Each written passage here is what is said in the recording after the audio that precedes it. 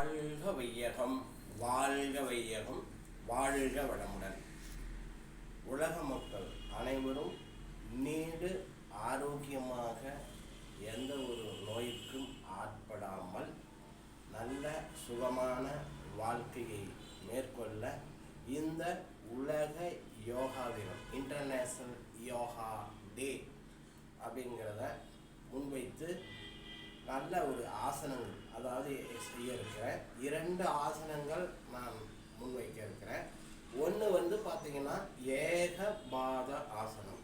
இந்த ஆசனத்தை பயிற்சித்து கொண்டு வரும் பொழுது என்ன நடக்கும் அப்படின்னா, நம்முடைய சிந்தனை திறன் மேம்படும். அதாவது நம்மளுடைய மனநிலை உறுதிப்படும்.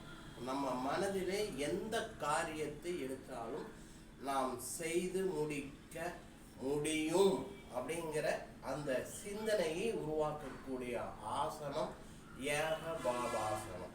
நாம் சிந்திக்கக்கூடிய திறனை அதிகப்படுத்துறதுனால நம்மளுடைய முயற்சியும் அதிகப்படும். அந்த முயற்சி நாம் வலுவாக இருக்கிறதுனால நாம் எடுத்த காரியங்கள் எளிதாக வெற்றியை தேடித்தரும் என்பதை தெரிவித்து, இந்த உலக யோகாசன தினத்தை முன்னிட்டும் யோக ஏகபாத ஆசனத்தை நான் செய்ய இருக்கின்றேன். பாருங்கள். 1 2 3 பாருங்க. நான் செய்ய இருக்கிறேன். வலது காலை எடுத்து இடது கால் தொடையின் மீது வைத்துக்கொண்டு பாருங்க. நன்றாக கையை காதை ஒட்டியவாறு இருக்கிறேன். இது ஏகபாத ஆசனம். 1 2 3 4 5 6. முதலிலே பயிற்சிக்க இருப்பவர்கள், முதலாக பயிற்சிக்க இருப்பவர்கள் இது மாதிரி 6 எண்ணிக்கை எடுத்துக்கொண்டால் போதும்.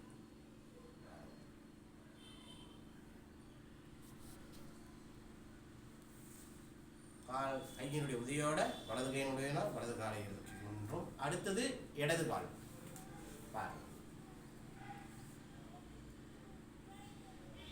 1 2 3 4 5 6.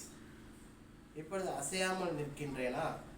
ஸோ இதுவும் நம்மளுடைய சிந்தனையையும் மனத்திறனையும் அதிகப்படுத்தும்.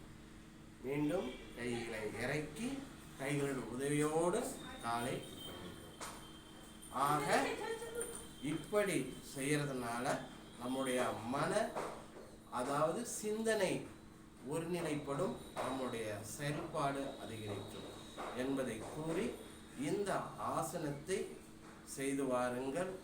உங்களுடைய வெற்றி எளிதாக கிடைக்கப் பெறுவீர்கள் என்று உலக மக்கள் அனைவரும் ஆரோக்கியமாக வாழ வேண்டும் என்றும் கூறி, இந்த ஆசனம் உங்களுக்கு பிடித்திருக்கும் வண்ணம் ஐகான் பெல்லை அழுத்தினீங்கன்னா உங்களுக்கு உடனுக்குடன் நம்மளுடைய எல்லா நிகழ்ச்சிகளும் வந்து சேரும் எனவும் லைக் பண்ணுங்க, ஷேர் பண்ணுங்க என கூறி விடைபெறுகிறேன். வாழ்க வளமுடன்.